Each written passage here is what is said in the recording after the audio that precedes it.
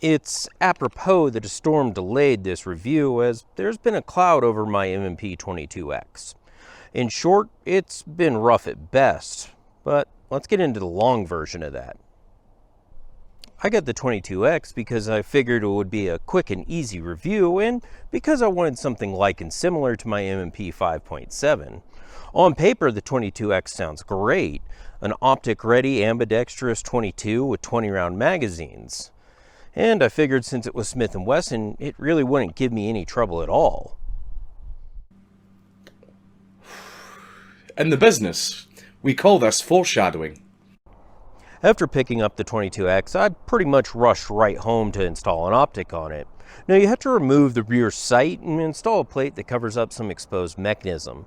I'm not crazy about losing the rear sight on here to install an optic, but the Holosun EPS did drop right on with no problems. The next morning I was off to the range and the disappointment began. About 5 rounds out of every magazine would fail to fire, and this continuous dud problem persisted throughout the morning. While zeroing, I was able to get it pretty close, but it would only produce about 6-inch groups, and once I looked closer, they were keyholing pretty regularly. At that point I was done, and the 22X was on its way back to Smith and Wesson. 9 weeks later, it came back in, and I still had managed to retain some excitement for the 22X. Now, in fairness, I did actually send this back to Smith & Wesson with the optic still on there to give them the best possible chance to screw me over.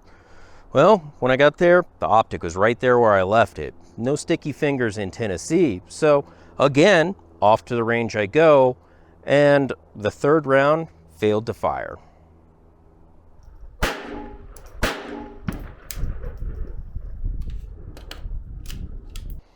When I had opened up the 22X to put an optic on, I had noticed that there was a lot of grease from the factory, like enough to grease up a whole half track. Somebody at Smith was rocking a grease gun like it was Omaha Beach. Now, excessive lubrication can cause just as many problems as inadequate lubrication, so I decided I was going to dig into the 22X for myself. I got to my bench and I got to degreasing the 22X. The firing pin is an inertial system that's held to the rear by a spring as a good safety practice. I decided to spray a bunch of solvent into that firing pin raceway, and, well, a bunch of junk came out. Way more than you would expect for the 200 rounds I'd actually managed to get through this. Now, because of the way that works, the hammer has to hit the firing pin with enough inertia to overcome the resistance of the spring and still carry enough energy into the rim of the cartridge to fire it. Having excess grease in there leaches some of that energy away. I figured this could have been one of my biggest problems, so back off to the range I went.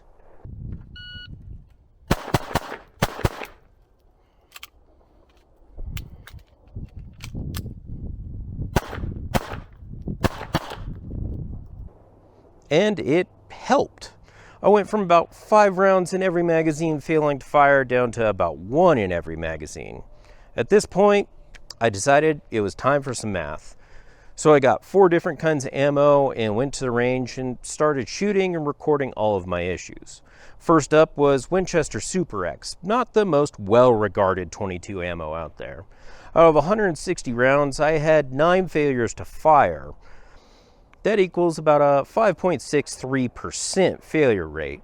Next was the Gila Match. I only had 1 box of this, but it managed to get through all 50 rounds without any problems whatsoever.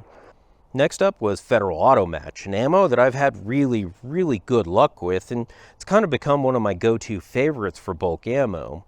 Out of 160 rounds of that through the 22X, 9 rounds again failed to fire. Again, a 5.63% failure rate. Next up was probably what most of us consider to be the gold standard ammo for semi-auto 22s, CCI Mini Mag. Out of 140 rounds that I fired that day, I had 4 fail to ignite, and that resulted in a 2.86% failure rate. Now tell me, how many of you expect 2 to 3 rounds out of every box of CCI Mini Mag to not fire? Gila was clearly the outlier here with 100% reliability. Though, given that I only had 50 rounds of it, that's a fairly small sample set, and I can toss that up as being a victim of variance. Overall, I ran into a 3.53% failure rate. Out of 510 rounds, which I wouldn't call an exhaustive firing sample, that's still a fairly high failure rate, even for a .22. While running the test, I ran into another issue.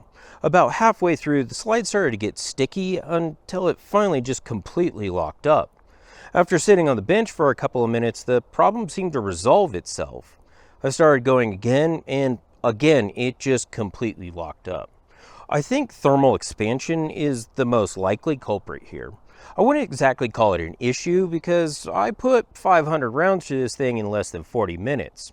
Not exactly a torture test, but also probably outside what you would consider normal use. When the 22X is running, it's actually a really good system.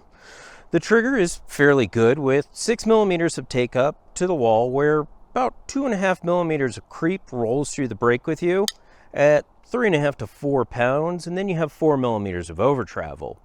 The magazines are easy to load right up until the last round, where it's hard to get the follower all the way down. And with the new barrel, accuracy was surprisingly good. I was getting about 2-inch groups at 15 yards from a pretty basic rest. Oh, and Smith finally figured out how to make a left-sided slide release work.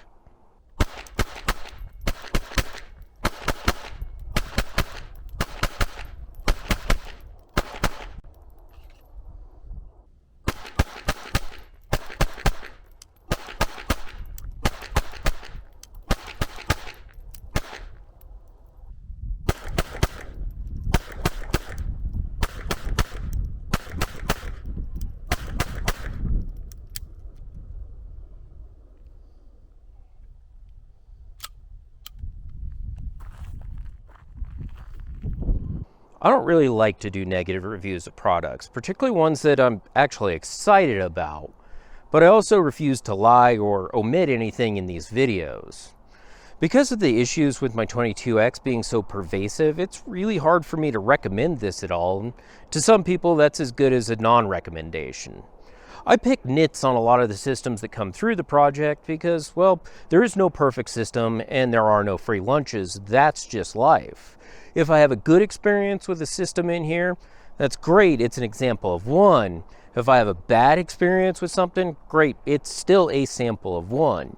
No, I'd love to have 10 22Xs to just run 1,000 rounds through and see how they all do so I have a more holistic understanding of the line, but that's not going to happen. Now I'm left with a choice. Should I send the 22X back to Smith and Wesson again in hopes that I can squeeze out 2 to 3% more reliability, or do I just keep it and accept that in all likelihood I'm going to have a failure to fire in every magazine I put through this? What would you guys do? And maybe more importantly, do you think I missed anything? Was there a trick I could have tried that I just don't know about? I will post updates on the 22X as necessary. Anyway, if this video was helpful for you, please leave a like and make sure you subscribe because I still got a lot more coming.